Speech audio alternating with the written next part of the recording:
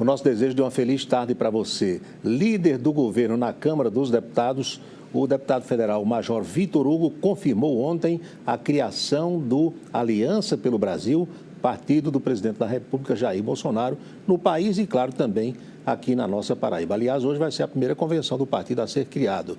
Entre outras coisas, o deputado afirmou que o presidente está pensando em quem será o líder da sua legenda aqui no estado da Paraíba. Candidatos a esse posto tem aos montes. O problema é saber quem terá a confiança do presidente da República, Jair Bolsonaro. A essa altura do campeonato, pelas declarações dele e dos filhos, Júlia Lemos é carta fora do baralho.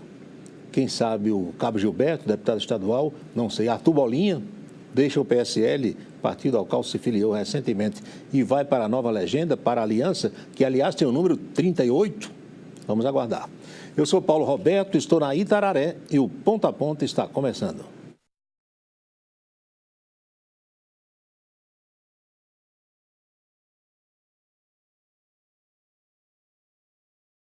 O governador paraibano João Azevedo e os demais gestores nordestinos apresentaram o Consórcio Interestadual de Desenvolvimento Sustentável do Nordeste, resumindo, é o Consórcio do Nordeste, ao ministro italiano de Economia e Finanças, Roberto Daltieri, e também à vice-ministra de Negócios Estrangeiros e Corporação Internacional da Itália, a doutora Marina Sereni. João Azevedo defendeu na oportunidade, isso aconteceu ontem, a priorização de investimentos na área social.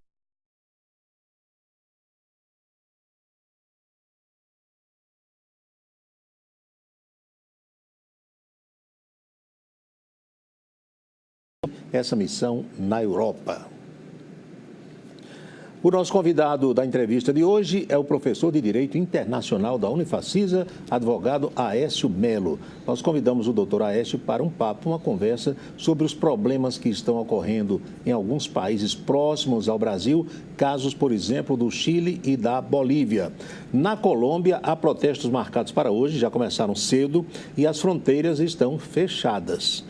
Tem torcedor do Flamengo que está nesse bloqueio aí, ninguém sabe se vai chegar a Lima para o jogo do sábado. Quem foi, claro, via terrestre ou para pegar algum avião lá na Bolívia.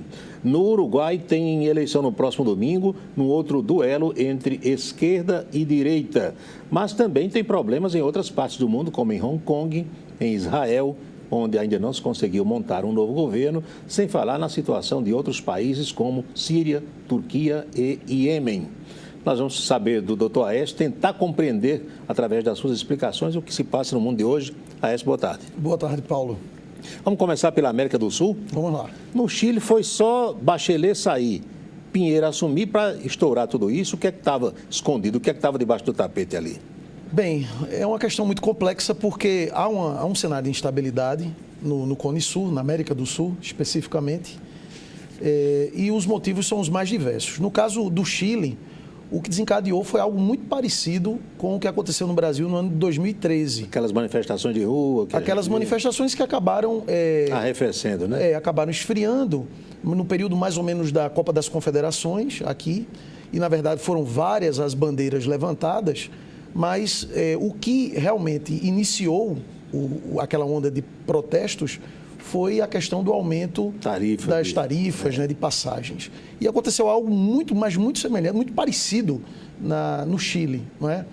Por sinal, algo em torno de 20 centavos de real. Também. Em torno de 30 centavos do peso chileno. Só que lá a coisa se mantém, não é? Tá difícil. Exatamente. A situação é uma situação muito complicada, porque os chilenos têm dito que, na verdade, o problema não diz respeito a 30 centavos de peso. O problema diz respeito a 30 anos de desmandos, né, e de pouco investimento ou simplesmente de um esquecimento por parte do Estado chileno em relação àquela parte da população mais carente. Agora, o que se dizia é que o Chile era um país top de linha na América do Sul, pelo menos em termos de educação, a gente sabe que houve muitos investimentos, parecia que tinha uma estabilidade, mas a bomba estourou de repente. Né? É um dos fenômenos mais difíceis, né, de se explicar, é o crescimento do Chile. O Chile é um país que cresce, inclusive fora do parâmetro da América do Sul. Sim. No ano passado, em 2018, o mundo teve um crescimento algo em torno de 3,6%. A América do Sul cresceu algo em torno de 0,4%. Mas o Chile? O Chile cresceu algo em torno de 4%. o Brasil cresceu algo em torno de 1,1%. Então, o Chile é um ponto fora da curva. Mas, no aspecto da distribuição de riquezas, o país tem uma política que fica a desejar. Teve aquela coisa da capitalização na reforma previdenciária de lá, Isso. que está se refletindo agora também. Sem sombra de dúvidas, né? Porque alguns estão praticamente sem nada. Por exemplo, o chileno hoje recebe algo em torno de 60% do valor do salário mínimo deles. Isso tem provocado uma série de protestos. No meio da onda, veio uma discussão em torno do sistema previdenciário adotado. É bom frisar que muita gente acha que as grandes transformações da economia chilena ocorreram no período de Pinochet, que vai de 73 a 1990, né? E não foi. Na verdade, a grande onda, sobretudo de privatizações, passou a ocorrer a partir de 1990. E nessa onda de privatizações houve uma mudança considerável do parâmetro, do paradigma previdenciário adotado pelo Chile, essa questão da capitalização. É verdade. Na Bolívia, Evo Morales abriu o bico porque ele já havia dado um golpe, agora reclamou que tentaram dar um golpe nele e a situação também é de instabilidade. Na verdade, a questão da Bolívia diz respeito ao problema do mandato, de um quarto mandato do Evo Morales. Para todo mundo entender, se eu estiver equivocado, por favor, me corrija. Ele foi eleito. Sim. Mudou a Constituição. Isso. Aí veio o segundo mandato. Mas ele achou que era o primeiro. Isso. Porque era uma nova Constituição. Isso. Aí teve o segundo, mediante a nova Constituição, e ele queria um terceiro agora, né? Exatamente. Houve uma Constituição que foi chancelada a partir de um referendo da população em 2009. Né? E nessa Constituição havia a possibilidade de 2 reeleições. Né? Em 2016, os apoiadores do regime do Evo Morales tentaram emplacar a ideia de uma reeleição ad eterno, né? Sem limites. E aí foi derrubado, não foi aprovado, e simplesmente, né, ele tentou, através das vias judiciais. A Suprema Corte apoiou. Ele tinha o controle praticamente. Exatamente, não é? Apoiou o tribunal, a Corte Eleitoral deles também ratificou esse pedido.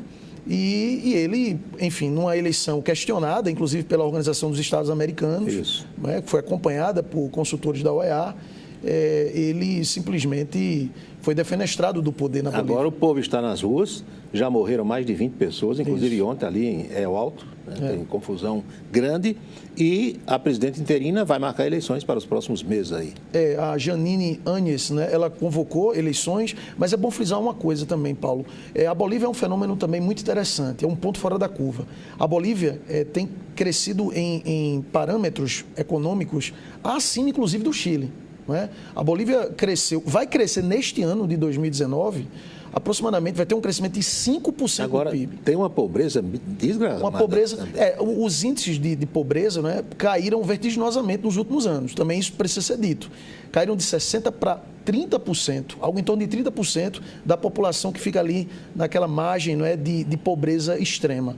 Um detalhe curioso a respeito da Bolívia é que o Evo Morales começou causando ou trazendo uma certa desconfiança por parte das multinacionais, né, simplesmente com a estatização de investimentos de outros países e de multinacionais. Tomou até uma refinaria nossa. Da Petrobras, né? Então, mas depois ele acabou tendo uma relação, estabelecendo uma relação um tanto esquisita até com a iniciativa privada e com as multinacionais. É um índio sabido danado, né? Sabido. Dizem que ele, para os amigos, ele tem uma política capitalista, para os inimigos, ele tem uma política socialista. Pois é. Vamos fazer uma pequena pausa. O professor Aécio Melo veio conversar conosco hoje para fazer com que nós todos entendamos o que está se passando no mundo aqui perto do Brasil. Como eu disse, tem eleição domingo no Uruguai, esquerda e direita, já houve na Argentina, tem essa instabilidade também na Colômbia. Dizem que provavelmente com a volta da guerrilha, a gente fala sobre tudo isso já, não sai daí.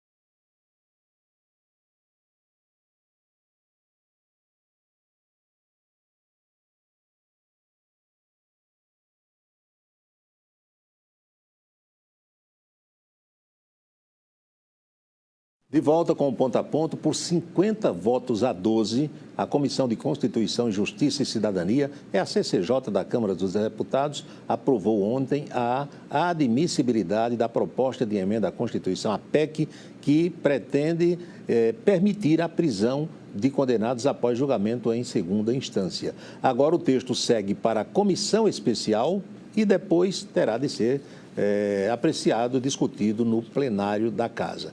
Muita gente defendendo a prisão em segunda instância, talvez a maioria da população brasileira. Agora, muita gente também defende para os outros, para si, para os seus, todas as possibilidades recursais. Isso é bem próprio do ser humano, né? O ser humano quer tudo de bom para si e para os seus, e o brasileiro principalmente, e para os outros, as coisas piores. Vamos aguardar. Se discute isso lá na sala de aula, professor Aécio? A gente discute bastante, não é? A questão essas mudanças que a legislação brasileira ela tem mudança de interpretação. Inclusive mudanças de interpretação da Suprema Corte, né, do Supremo Tribunal Federal. Isso tem gerado, ao invés de uma segurança, né, uma margem de segurança, tem trazido insegurança jurídica para o país. Vamos voltar ao nosso tema, a questão da Colômbia. Hoje, fronteiras fechadas. O que é que está havendo lá também? É uma contaminação, digamos assim? Aparentemente, o atual presidente, o Iván Duque Márquez, ele não tem tido habilidade suficiente para tocar o processo de pacificação do país, né? Já se fala, inclusive, como você bem disse, né, do retorno daqueles grupos paramilitares, né, de esquerda e de direita, né? A coisa foi negociada, sobretudo pelo presidente Santos, mas parece que o presidente Iván Duque ele não tem tido habilidade para dar continuidade. Além disso, há uma desconfiança por parte do Estado colombiano, o que gera um mal-estar considerável aqui na parte norte da América do Sul, de participação efetiva, né, de grupos venezuelanos, né, com o apoio do Nicolás Maduro, para desestabilizar a Colômbia, que é um país, eu não diria um país satélite, seria um exagero, né, mas é um fortíssimo aliado norte-americano na América do Sul. É verdade, porque na própria Bolívia também se viu isso, né? Alguns venezuelanos por lá infiltrados e fazendo, inclusive, a guarda do Evo Morales, pelo menos, segundo denúncias. Há indícios, né? A imprensa tem dito que participação de venezuelanos, inclusive de cubanos. Sim, cubanos também. Cubanos também infiltrados nesses países, promovendo essas ondas de desordem. Nós vimos uma onda de corrupção graçando aí muitos países, inclusive Peru, Equador. Sim. Peru houve o suicídio do ex-presidente, né? Sim. E esses outros países estão mais calmos. Agora, a pergunta que se faz é, isso pode se ramificar aqui para o território brasileiro? Eu acho até que, na verdade, no caso do Peru especificamente, a Odebrecht teve uma participação efetiva na crise política que se instalou com a renúncia do Pedro Paulo Kuczynski, né? Sim. E a ascensão do Martim Vizcarra, que é o atual presidente, era o vice-presidente, né? Então, eu acho que essa onda, infelizmente, de corrupção, ela tem acompanhado há muito tempo, infelizmente, a América do Sul, né? Os nossos caudilhos, inclusive, deram margem, né, para a manutenção desse status quo, nada fizeram para combater ou diminuir esse problema que é a corrupção. Pode chegar ao Brasil essa situação de povo na rua, de instabilidade? Eu acredito que não. Nós temos problemas sociais, é notório e sabido por todos, não é? Nós sabemos que o governo Bolsonaro é um governo muito, muito novo, né? Ele é um governo que é bem provável que seja reconhecido no futuro próximo como um governo que quer promover reformas e vai promover reformas. Tem tomado medidas importantes. Né? Isso, tem tomado medidas importantes, né? Eu diria até um remédio amargo em determinados setores, como é o caso da economia, o caso da Previdência, mas tem que ser feita, né? Essa reforma, essas reformas precisam ser feitas.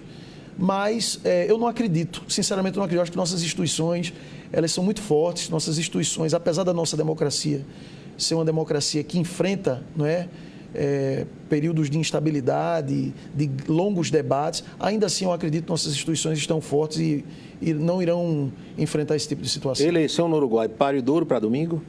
Sim, o Tabaré Vázquez, ele é uma figura política muito respeitada, mas aparentemente as políticas de esquerda implementadas no Uruguai pelo Pepe Mujica foram bem implementadas. Aliás, não se viu no Uruguai, né, a mesma onda de debates em torno de crises por conta da corrupção como ocorreu no Brasil, no Peru, né, como ocorreu... Um país mais tranquilão. É um país... Se bem que pequeno, né? Um país pequeno, mais fácil de administrar.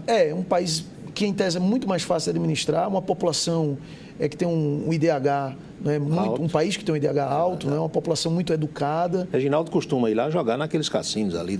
Lá em Ponta del Este, exatamente, né? Vai muito lá. Tá no certo. Conrad, principalmente no Conrad. Conrad, tá certo, muito bem. Gasta muito dólar por lá. Frequentando bons ambientes, né? É verdade. Mas o Uruguai é um país que, por incrível que pareça, parece que passa ao largo dessa questão da crise ou da desconfiança em torno das esquerdas. Então, nos últimos anos, a figura do Tabaré Vázquez e do Pepe Mujica tem capitaneado, né? Eles, na verdade, são os grandes protagonistas da política local. Trump corre risco de ser empichado nos Estados Unidos?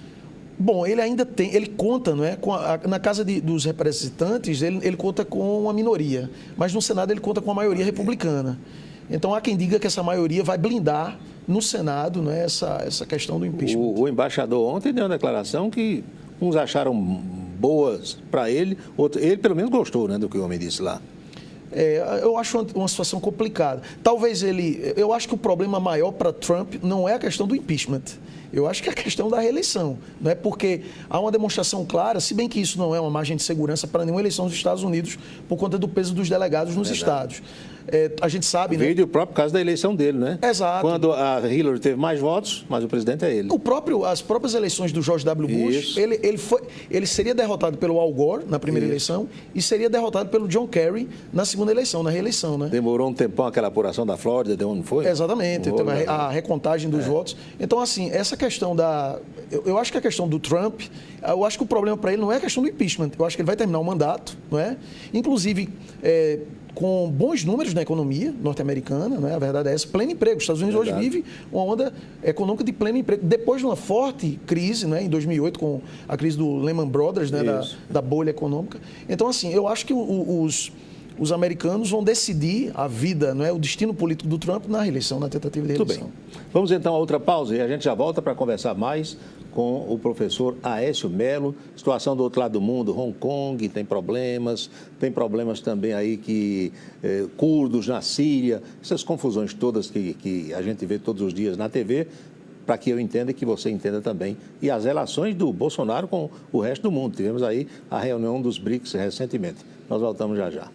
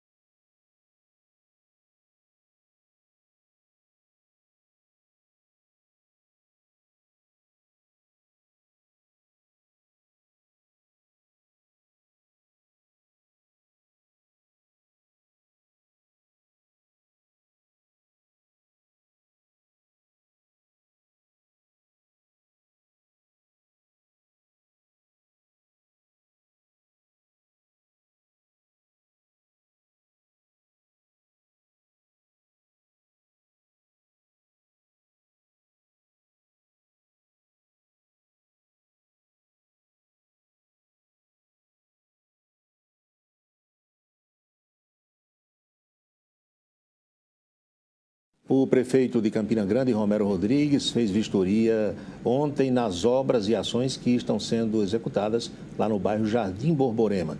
16 ruas estão sendo pavimentadas e num ritmo bastante acelerado. De acordo com o prefeito, uma verdadeira transformação se registra no bairro, sendo mais uma iniciativa do governo municipal que conta com a aprovação dos moradores daquela comunidade. Romero lembrou ter lançado recentemente um grande projeto de pavimentação de ruas aqui na cidade com 120 artérias, beneficiando muitas comunidades carentes. Conforme relatou o prefeito, Romero Rodrigues, todo esse trabalho segue no ritmo previsto para conclusão também no prazo pré-estabelecido. E Romero viajou ontem à tarde para Brasília, onde hoje bate às portas de alguns ministérios em busca de recursos aqui para Campina Grande. Último bloco da entrevista de hoje com o professor Aécio Melo Souza Filho. Já lhe chamaram de Aécio Neves? Já várias vezes. Não se incomoda não, né? Não, de forma alguma. Queria ter o dinheiro que ele tem, talvez. Antigamente eu dizia assim, rapaz, eu queria ter esse pedigree. Hoje nem tanto. Hoje eu não digo, bastava a fortuna. Dizem que Aécio é bom de bolso, né? Mas isso é uma outra história. Aécio, e a situação de Hong Kong? A China tem a mão pesada, não abre nem para um trem, mandou bater no pessoal. Já prenderam mais de 1.000 e pelas cenas que a gente vê na televisão, lá a polícia não alisa não, né? A China vai ter que conviver com Hong Kong uma espécie de permanente Praça da Paz Celestial. Pronto, não é? Permanente. Porque a população de Hong Kong raciocina ainda como se fosse um Estado pertencente à Commonwealth. Não é? Então, uma democracia ocidental, pautada por valores britânicos, né? Porque foi um domínio britânico. Estava escrito que isso ia acontecer, não estava quando houver a devolução? Então, uma crise existencial permanente por parte da população de Hong Kong que não vai se adaptar, não vai se adaptar a essa ditadura chinesa. A universidade cercada, isso. Os estudantes estão lá e não saem. Tentaram fugir ontem até pela rede de esgoto, mas os bombeiros não deixaram sair, tiveram que voltar, é uma confusão. E é uma batalha campal, né? Eles tomam as ruas e as forças militares chinesas estão impondo, né, uma regra de assim, prisões e mais prisões, né? Cerceamento de direitos, uma coisa muito séria, muito grave. Em Israel, ninguém conseguiu montar um governo, nem o Netanyahu, nem o seu opositor. Como é que fica a situação? Outra eleição? Outro impasse. Eu acho que possivelmente Israel terá novas eleições, né? Seria a terceira, né? Terceira eleição. Benjamin Netanyahu tentou, de todas as formas, né? Fechar um acordo para manter, né? Vale frisar que o Netanyahu ele tem sido uma figura importante para Israel, muito, muito importante para Israel, né? Reginaldo era fã de Ariel Sharon, disse que tem saudade dele ainda hoje. De Sharon? E não acredita que ele morreu, é impressionante. Impressionante. E isso. nem Yasser Arafat, ele torce também por ele, não morreu. Não acredita de jeito nenhum. Pois os dois morreram, né? Agora o Benjamin Netanyahu é uma figura muito importante, não é? Uma figura que consegue, né, e conseguiu nos últimos anos proteger, né, a população, proteger os fundamentos do Estado de Israel, que é um Estado muito recente, criado em 1948. E progressista, né, diga-se de passagem. Progressista, não é? Um homem que tem inclusive tem uma veia militar, não é? Inclusive enaltecida pelo presidente Bolsonaro, né? Essa coisa dos paraquedistas, que são quase uma irmandade, uma fraternidade, né? Irmão de um herói, né, de guerra, o irmão dele morreu naquele famoso resgate em Entebbe, não é? Quando resgatou um voo da El Al. Então, assim, ele tem um pedigree político e ele é associado aos valores do Estado de Israel, né, ao povo de Israel, e há um sentimento com ele de proteção, né, que talvez no momento Israel busque exatamente isto. Não é? É um país dividido porque há uma preocupação também, não é, com essa onda de violência na Síria, na Turquia, não é? O próprio regime do Irã. Então, paira uma dúvida se Netanyahu teria condições de manter esse Estado protegido. Né?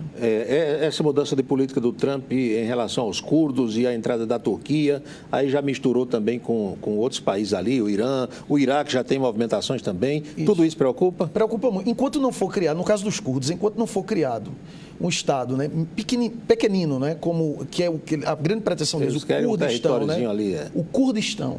Se não for criado o Kurdistão, enquanto não for criado esse pequeno Estado, aquela população, que na verdade é uma nação espalhada, né? Na verdade não existe um Estado, né? Não existe um povo vinculado a um Estado, então eles sofrem pressões dos turcos, sofrem pressão dos iraquianos, inclusive foram perseguidos por Saddam Hussein, mortos, né? Quase exterminados.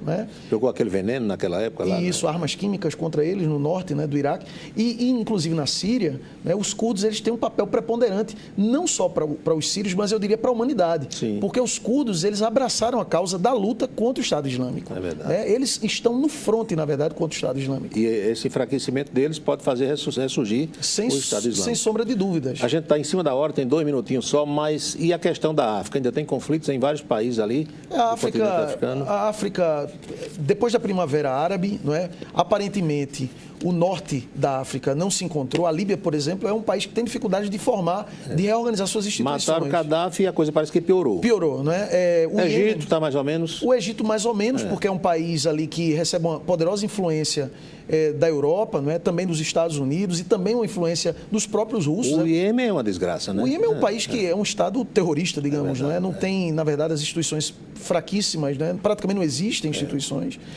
Somália ainda é um problema, Sudão ainda é um problema, Congo ainda é um problema, Mali, um grande problema, não é? Então nós temos basicamente estabilidade política em algumas partes, não é? Dentre essas áreas, a África do Sul, que é um dos BRICS. É verdade. Professor Aécio, muito obrigado por ter vindo ao programa. Obrigado.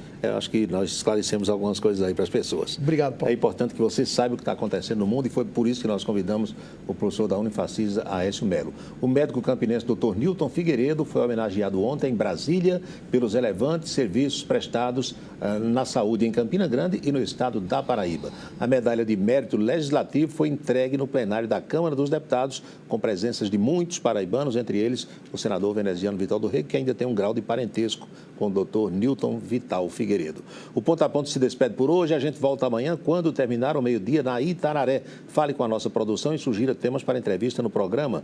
Estamos em múltiplas plataformas digitais, com tudo ao vivo, para você nos assistir de onde estiver e como quiser. E as notas divulgadas aqui vão direto para o blog do Paulo Roberto, que você acessa, é esse aí, camisa10.net.br. O Jornal da Cultura está chegando. Feliz tarde, um abraço forte para você e até amanhã.